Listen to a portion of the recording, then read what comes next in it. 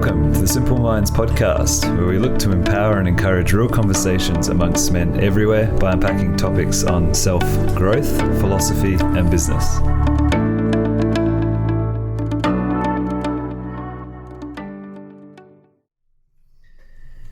This is Justin Bourne here, and I'll be your host for this week's episode, where we'll be discussing building self-esteem around, well, not building self-esteem around achievement and intellect, and why that won't enable you to love yourself. So we've got a full house today. I am joined by Travis. Yep. Matt. Hannah. Hi. Jacob. Howdy. Conrad. Yep. And Michael Duncan. Sup? So that's my Did you line. just steal that? I did. So I have the drink today. I have brought a Japanese gin. So over Christmas this year, we went to Japan for a couple of weeks. Yeah, well, a bit of both. So I was there at Christmas and New Year's.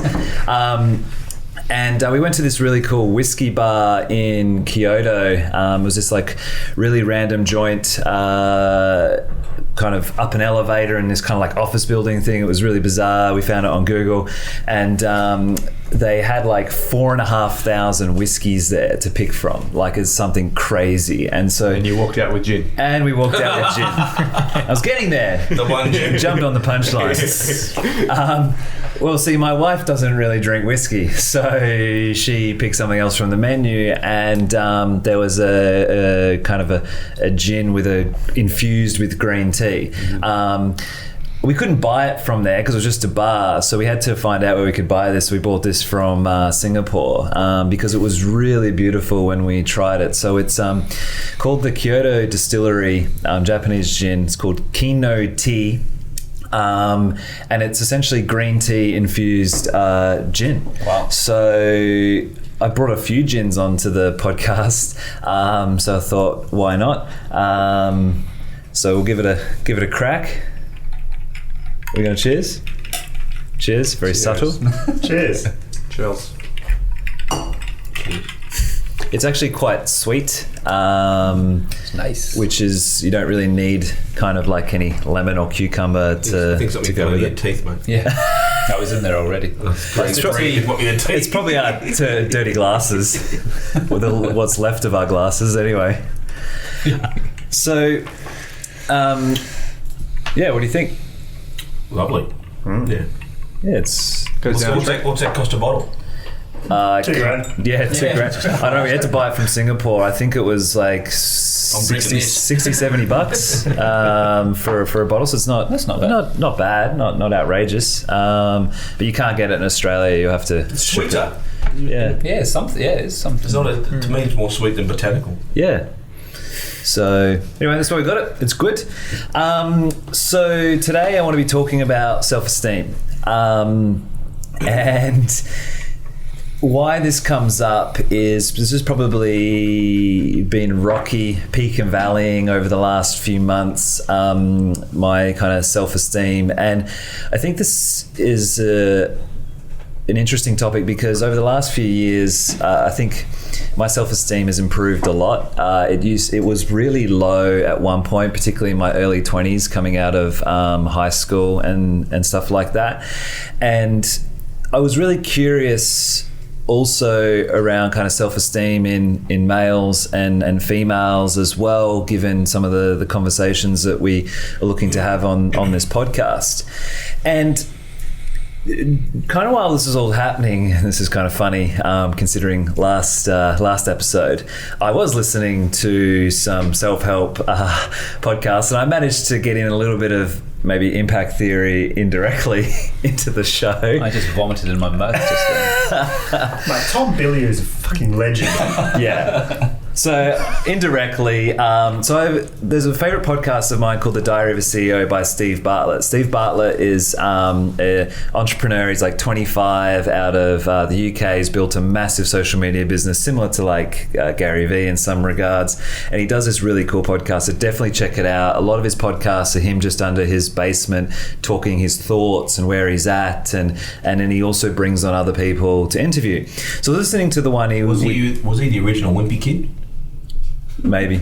Who's that, mate? I don't know. Anyway, so he's interviewing. What decade are we talking about here? So he's interviewing Tom Bilyeu from Impact Theory, and it's a really great podcast. And you can tell Bartlett is actually really like in awe in the conversation. Like he is really fangirling a bit, which is rare if you listen to Bartlett's episodes. But what's happened with me over the last kind of few months? Tom made this like really interesting statement that one of the biggest things that changed for him through his growth as starting out a business, he was wrapping his self-esteem around achievement and being the smartest in the room. And so he would surround himself with essentially dumb people to make him feel good about himself, because he always strived on being the smartest, kind of doing the best and all these type of things.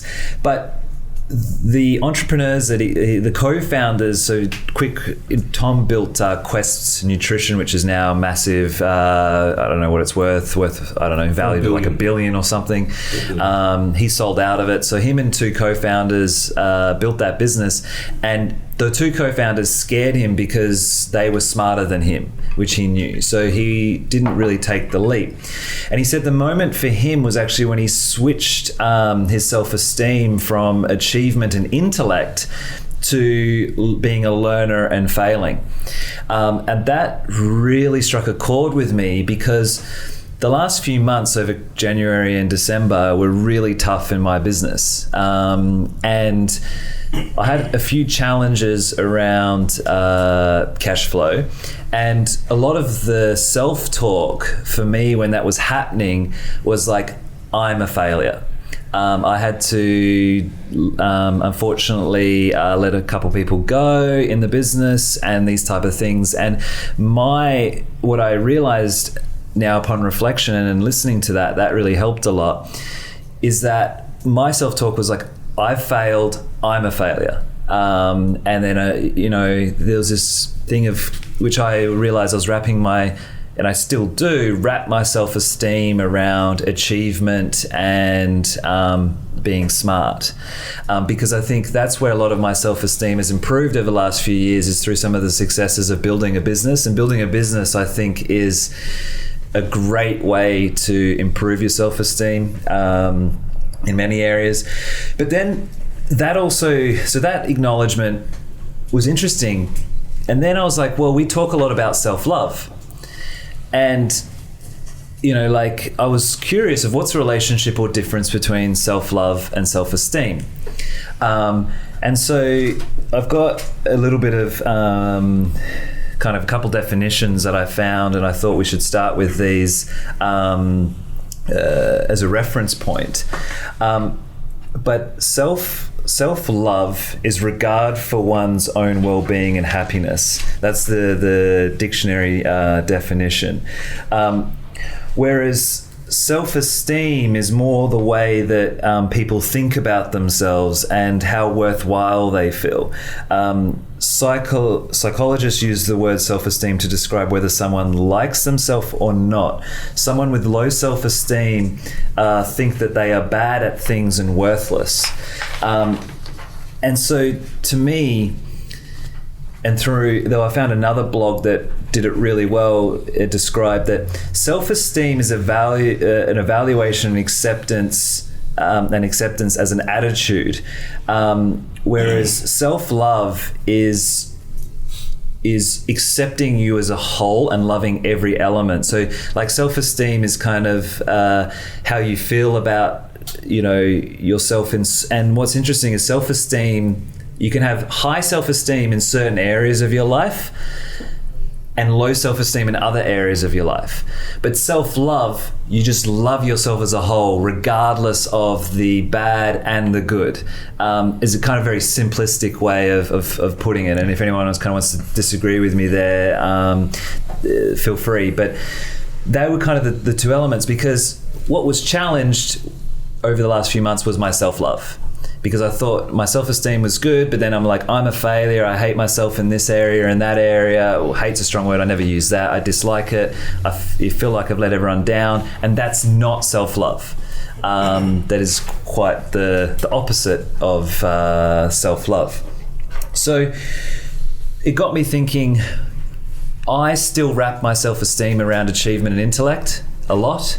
I've always been proud of, I guess, my intellect and being able to achieve things, and I need to make a shift on that and wrap my self-esteem around something else if I want to attain full self-love and full go to the next level. And I think there's an element of self-honesty and self-acceptance that needs to take place. But I really liked how Tom Bilyeu said for the turning point for him was actually wrapping his self-esteem around being a learner and being the dumbest in the room. And that was super fascinating to me. So your purpose has been challenged. Sorry? Your purpose has been challenged. Yes.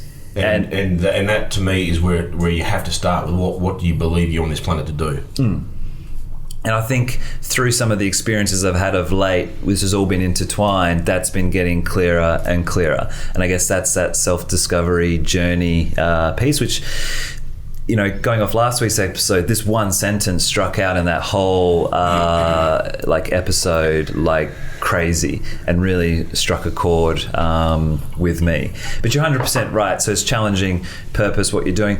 But I think a lot of men struggle with self-esteem as well. But the funny thing was, when I Googled it, is that men naturally have higher levels of self-esteem than women. Because their purpose is generally to provide for their families. Which was interesting. So it's connected directly with direct correlation, yeah. Which fundamentally is now being challenged. Yeah. But actually, self-esteem within this sort of psychological realm, there's questions about if it even really exists, because it is just a word, isn't it? Self-esteem, and there's actually arguments about what it's a feeling. Define it. Yeah, exactly. It's very hard to define. Yeah. But self-esteem is directly attached to self-worth, which is directly attached to self-love. Well, esteem, the actual, if we take the self out of it just now, esteem as a definition is respect and admiration of self. Yeah. So it's a feeling of self. Yeah. So it's feeling as opposed to, again, a perception and an attitude versus like full loving, which was to me the difference. So I guess what I want to know is, and I'm just going to open up to the floor, how would you rate your self-esteem, and have you been through periods of low self-esteem? Just quickly, I'll just run off what is 8 signs of low self-esteem, 8 steps.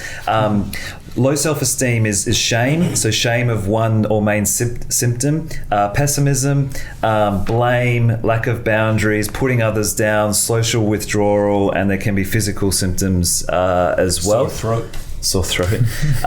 So has anyone been through struggles of self-esteem? Have you been in low points? Have you improved it? How would you rate your self-esteem at the moment? As you said, it's a hard one, isn't it? Because it affects different. 1 to 5, 1 to 10, right? But what? Because you said at the beginning, self-esteem is broken up into different areas of your life, obviously, and you can have low and high self-esteem at the same time, depending on what it is you're doing. So is anyone self-harmed in this room?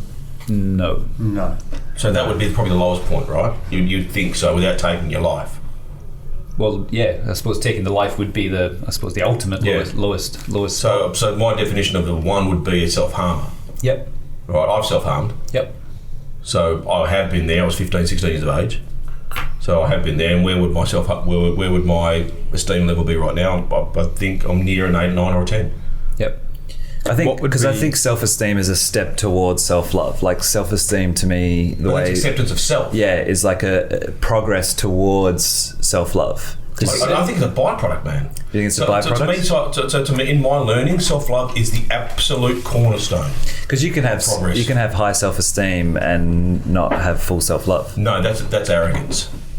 Okay. That's a front as well, isn't it? Yeah. Well, that's It's where just smoke and mirrors. That's facade, right? and that's where ego can also don't mask self-esteem So as well. if you look at the definition of esteem, then that to me is bullshit, because I don't believe you can have self-esteem without actually having the backbone to it. And self-esteem comes from what we talked about before, actions. You do good things, your self-esteem rises up. You're So it's true. Yes. By what you by actually wanting to physically do good things, Yeah, not to receive from the act of a good thing. definitely. Because Yeah. by doing, you create confidence, which is why, like, for example, building the business for me really improved my self-esteem, because you start to get confidence in your own abilities and yourself. Because self-esteem is confidence in your own abilities, in self. We talked about your business, in doing right? things. Yeah. Is so if you're doing this for you or for other people. Yes, but where I started, my self-esteem was extremely low. So as a byproduct of doing these things, improved my self-esteem, because you build confidence in like who you are, your abilities, all that But it should kind of never be stuff. externalised, right? So your self-esteem should never be defined by the success of your business. No, that's the whole point of what I'm saying. But it was. Yeah, But it was. So now he's going through the change that it's So actually then if you changing. make it, and this is what we said, we talked about the other day, is if you make it about other people Yes. and truly give. And that's what Tom Bilyeu talked about, and that was the key turning point. So that's the transition process that's going through. And I guess, does anyone still wrap their self-esteem in if they're willing to admit achievement and intellect, or have they gotten to a level where self-esteem can be through others and serving and Personally, mine is for the success of my business partner, my staff, my clients, and my community. That's what I derive success from. If they're not happy, if they're not successful, if they're not feeling they can do what they do, then I haven't achieved what I want to achieve. Does that impact your self-worth? Of course it does. Okay, cool. Anyone else want to contribute? Yeah, I think for me personally, I think my self-esteem is still heavily built around providing for family, for creating a certain lifestyle for Ainsley and Henry and myself, and for my employees as well. However, at the moment, with a business that is continually having cash flow problems, I find it hard to detach the fact that the business is at times struggling and not paying me a salary, and that's impacting my personal. So I know that my personal identity and my business identity are two separate things. However, because my personal, I guess, finance especially is a direct correlation or direct. They're not separate. You see it separate, which is half the problem. Yeah. They're not separate. As well, what are you defining as defining for your family life? What is that good family life that you're going to? This is law of attraction, Michael. This is exactly where we're at. You're in this moment. See, I see you're in this moment to make some defining decisions. All right? I believe you've attracted this situation to allow you to make the next step. And what you're saying is, okay, we'll revisit why you believe you're here. Well, it's really a lot of it's worth. Yeah. So again, that's exactly, and then we touch it to dollars, but it's not. It's not a dollar thing. The dollars is an absolute, because I guess, Jacob, preparation. like, do you feel like shit when the money is not there because you feel like you should be providing, right? Yeah. But have you taken the action? So to me, that's where low self-esteem kicks in. Yeah, but you're allowing it to be defined by dollars. But my question comes back to, have you done everything that you know you should do? And the answer would be no. No. And that's where the admiration and respect of yourself comes That's in. exactly right. So if you've allowed yourself to not do the action, 'Cause you know why deep down, the fuck would you define yourself by the outcome? Yeah. That's just that's flocking yourself with a cat of nine tails. So I suppose you're saying it's knowing that you've really tried and focused and... Try and fail, learn and grow. Yeah, and I think this is really interesting because a lot of us will tie our worth to outcomes. Yeah, wrong. External. And and actually, then we blame. yeah, and we blame. And one of the videos that explains self-esteem was that one of the things, what a very common thing is how we reference our point to our parents as well. So if we feel like we're doing better than our parents, we naturally have higher self-esteem. Which is the lowest bar you can set yourself. Yeah, and if your parents were high achievers and you're not, then you're naturally, you're going to be fighting against the current of self-esteem. Or if you've been told all your life that you're a But loser. were your parents low achievers, or did they achieve to the best of their ability? Or love unconditionally. So if your parents loved you conditionally or unconditionally, it really impacts your self-esteem. And then your peer group. So if you went to a high caliber school and you don't achieve as well, then because it all comes back to worth. as well. So I guess, Jacob, how would you rate your self-esteem at the moment, given that scale that Conrad just gave us? You're not self-harming, so you ain't down there. It's hard. I guess it'd have to be an average figure, because in some aspects, when I was count. Be brutal, buddy. Say count? Sevens don't count. Sevens don't count. Don't try and just be brutal. On a scale of 1 to 10, where's your self-esteem?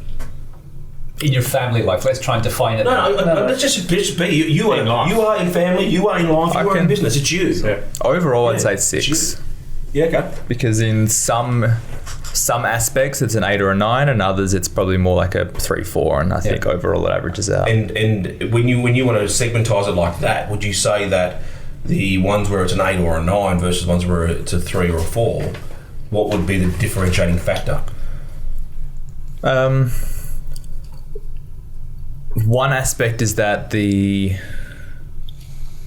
that's how, like, I feel like I've been successful or succeeded in the aspects that I rate highly, whereas in the ones that I rate low as a 3, 4, I perceive that I've not achieved, or I've not achieved yet. Do the 3 or 4s have a real impact on the 8s and 9s?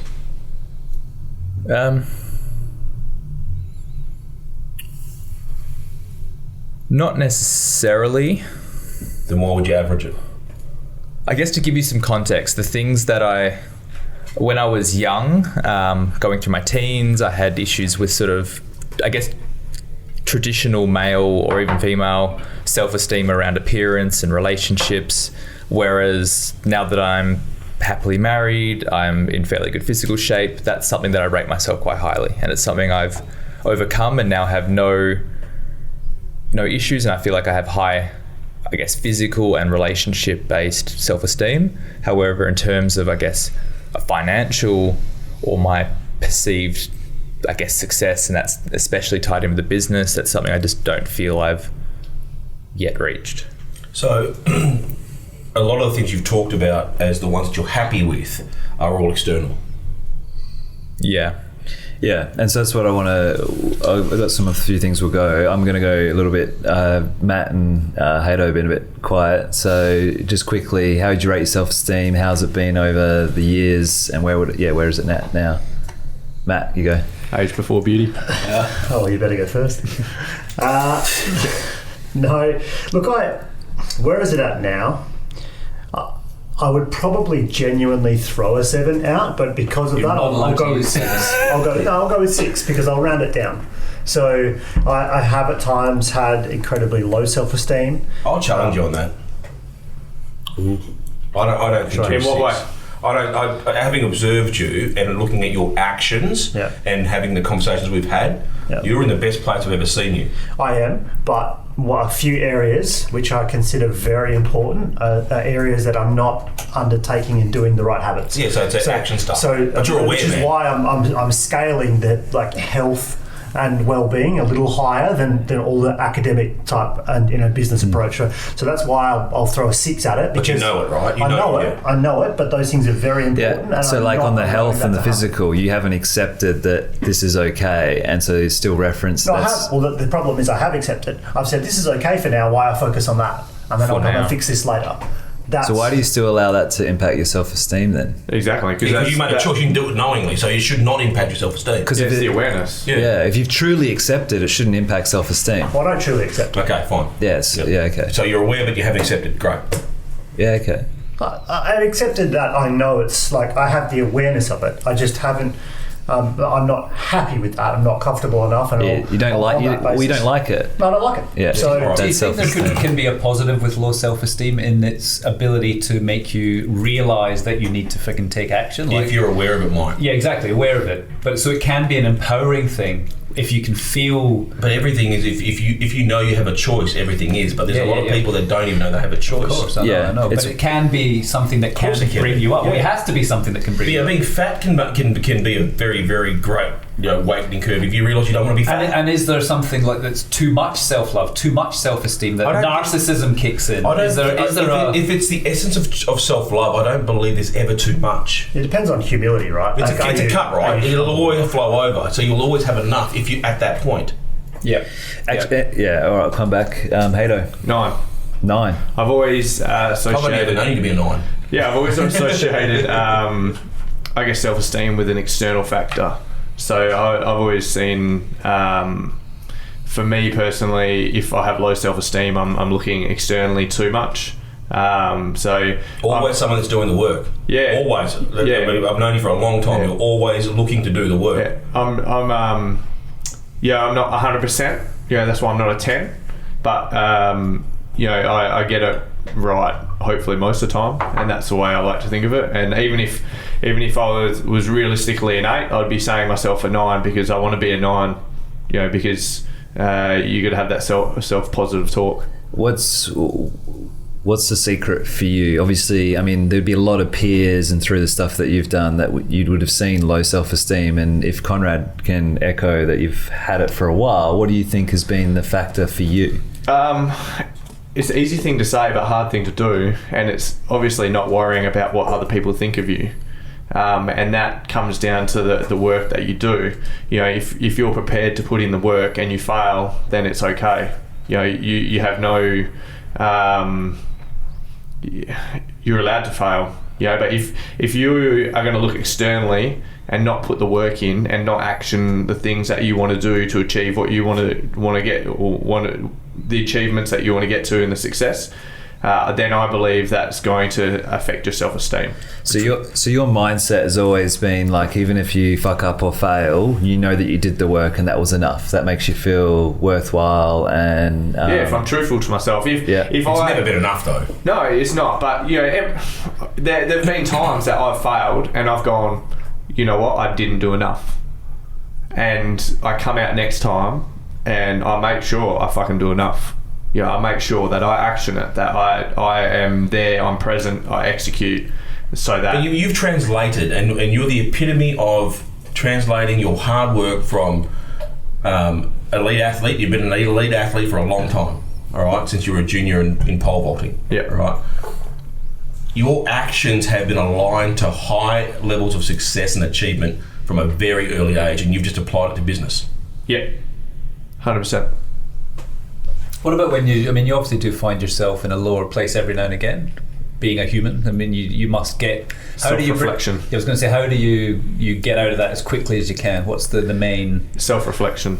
Tying it back to gratitude and humility. My word for this year is gratitude, something probably I don't come back to enough on the achievements that I've had, or I've done. So I always sort of... put them on a lower level than they should be. So I really want to get to that next level of my self-reflection. I think I've done it pretty well, but it always can get better. And so so if self-esteem is really strong, what's your level of self-love? I think pretty high. Yeah. Too high. Too high. He's overflowing. Narcissism. No. He loves his nuts too much, man. And I have dips. Don't get me wrong. There's weeks, there's months that you feel like shit. But that's interesting. So you said there's actually months where you feel like shit. Yeah, absolutely. Yeah. But that's all part of it, man. Yeah, But it's knowing you're there and accepting you're there and not settling for why you're there. Yeah. And using it to bring yourself even further down. But you know what? It's sort of like... It's allowing yourself to enjoy those moments a little bit. I know that's a bit weird to say. No, it's not. Because you actually enjoy the highs even more. And it makes you appreciate those sort of... highs. Gives you context, right? Yeah, absolutely. It's sort of like, it's weird. I think Gary Vee does this, and I've been doing this for years, ever since I was a kid. Like, I'd be driving or I'd be somewhere and I'd like think to myself, oh, imagine if this person died. And I'd go through all like the process and the emotions and stuff like that. And that just brings me straight back to that gratitude of that person that's in my life at that point in time. Yep. It's not saying do that with everything in your life, but that's that same process. Yeah. Did you have, like growing up, did you receive a lot of unconditional love or not necessarily? I had very little. Very little. Yeah. That's interesting. Yeah. So I strive for love from my father. 100%, because I never really got that. I got unconditional love from my mum. You didn't get it the way you thought you got it, right? Absolutely. He gave it to you. Yeah. Because he gave it to me with a roof over the head, providing the typical male, sort of thing. My mum gave me unconditional love, absolutely. Yeah. But the person that I really wanted it from, I didn't get it the way I wanted it. So yeah, because you look at like someone. I mean, Gary Vee's very vocal about that, where he got so much self-esteem from his mum because of so much unconditional. That's where it comes from. It does come from your mum. Yeah. Because your father's achievement, acknowledgement, your mother's all love and nurture. Yeah. But I think that's something that's helped me in later in life is actually retouching that base with my father, and I was luckily enough when my mum and dad split up, I stayed at home with my dad, and it really made my relationship strong with my father, and I had some really great conversations about our childhood and about the way sort of our relationship was, and I think that's really set up me for who I am today as well. Yeah. In the last sort of 10 years. Yeah. That's I'm looking forward to you being a dad though, mate. Yeah, that'd be next level. Then we'll see what happens. Justin, quick question. Yeah. That's next week. Tom Bilyeu's idea that you're hanging around with losers, is that what's happening here? Maybe. Well, he made a reference of like the best way to feel good about yourself is surround yourself with dumb people. Thanks. Like, and it's true because I know what you mean. If you've got low self-esteem, so obviously ego is a big one, but I won't go down the ego path. I just want to read this passage which I found around self-love, which I think really I feel defines it really interesting.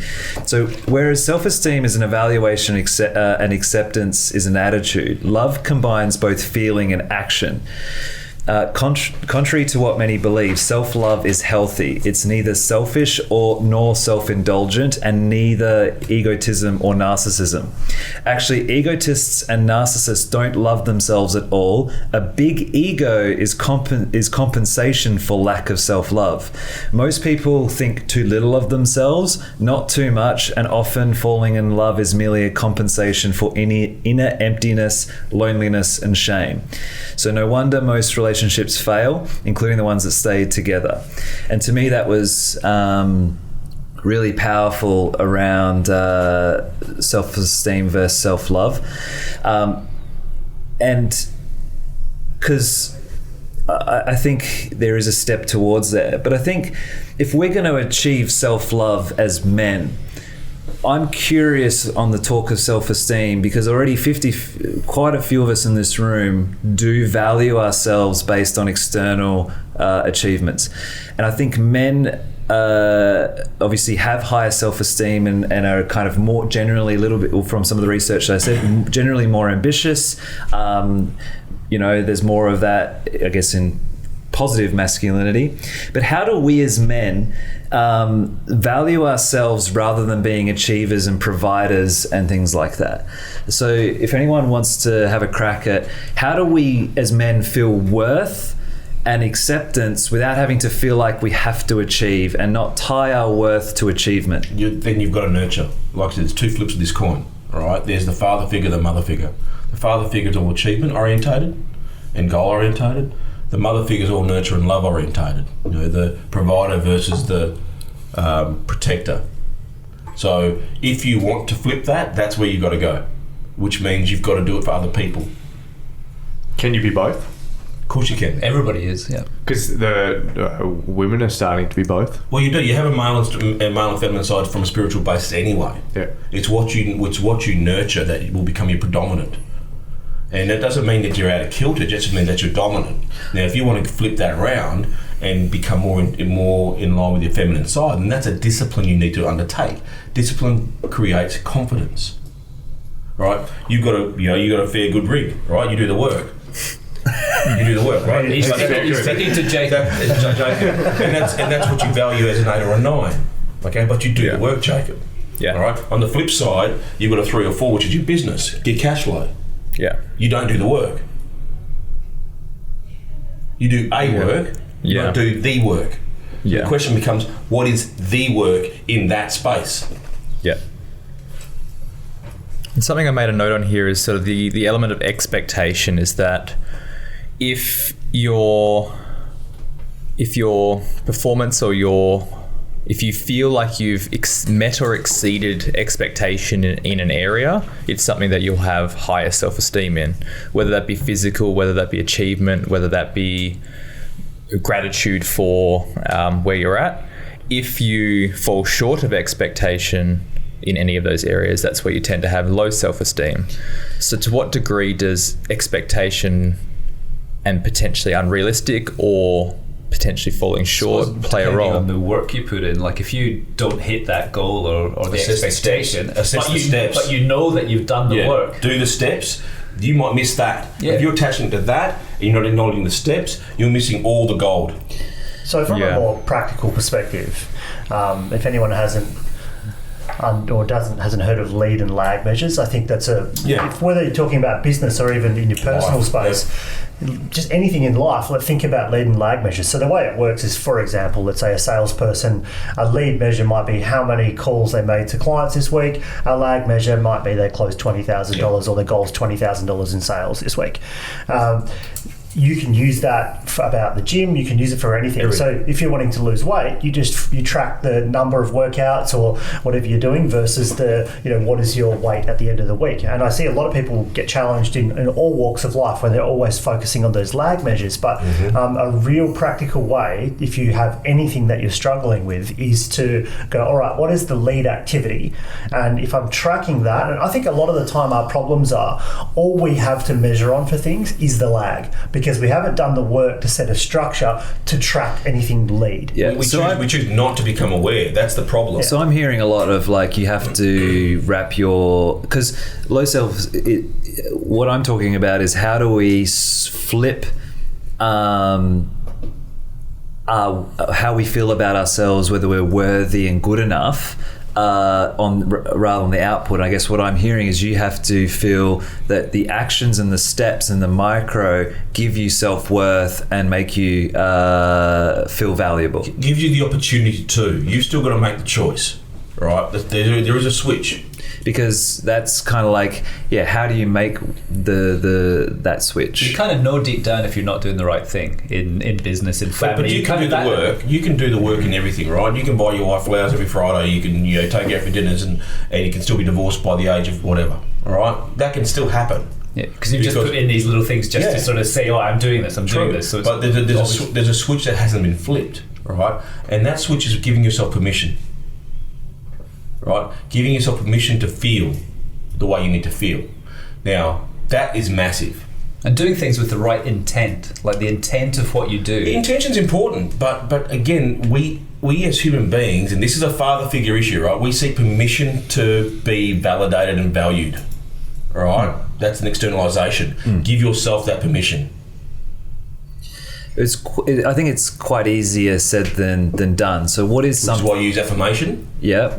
Which is why you use so self-talk, affirmation. I use prayer, I chant, I meditate, I set small little goals, and I sit back and I allow myself to celebrate the small wins. What about if the small wins? And I don't need to be on social media celebrating a win. I could sit in my chair in my office and talk to my fish, because that's a great moment for me. Agreed. Me too. Driving down the road and the wind will come on my face and I'll be grateful for that. Celebrate the small wins. Yeah, gratitude, man. And all those little building blocks build up to my self-love, self-esteem. That's one way I get. We take everything for granted. Yeah. Seeing the beauty around you all the time, sort of being in the moment. That's permission. So what? Because there's a couple of things there. Could you add anything else or advice to people who have low self-esteem as well, to get out of the rut of low self-esteem? Now, taking action is obviously the obvious one, but that's not. What's more specific? You are who you are right now, with all the skills to achieve where you want to get to. But you have to acknowledge that you are who you are and you have those skills.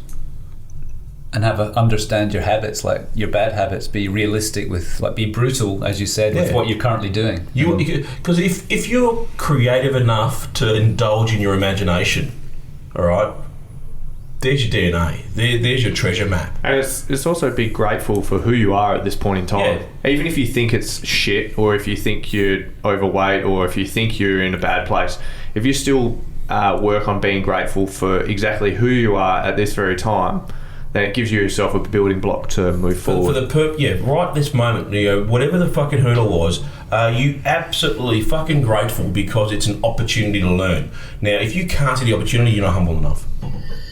Yeah, I think to add on to that, I mean, obviously, like for me, going back through the last few months around like realizing that I was tying self-worth, and I was the awareness piece allowed me to snap out of it pretty quick after I was like, oh, I'm a failure. And I was like, oh no, hold on. These are lessons showing up to teach me something, and then kind of accept that this is where it is. And then, really enable the learning, and then start putting in motion things. I'll get out of this. I'll learn from this. Like this needed to happen. And so I think training yourself in having the awareness, which can come through a lot of self-work, but and having good people around you, and wrapping self-esteem around learning and going for the next milestone. And if you fail, so what? It's meant to happen. That was really interesting. I found it really helpful because the big word for me has been discipline this year, and Will Smith did put it really well. Self-discipline, self-love and self-discipline are wrapped together.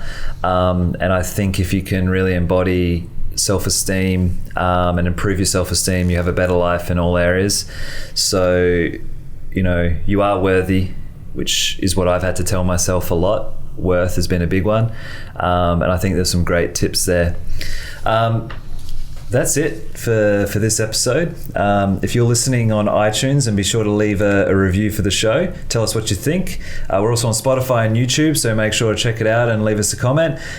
Please like, subscribe. We really appreciate you listening and checking in. So we'd love to hear anyone who's struggling through low self-esteem, anyone who's killing it or crushing it. We'd love to know your tips and why. And catch you next week. See ya. Ciao.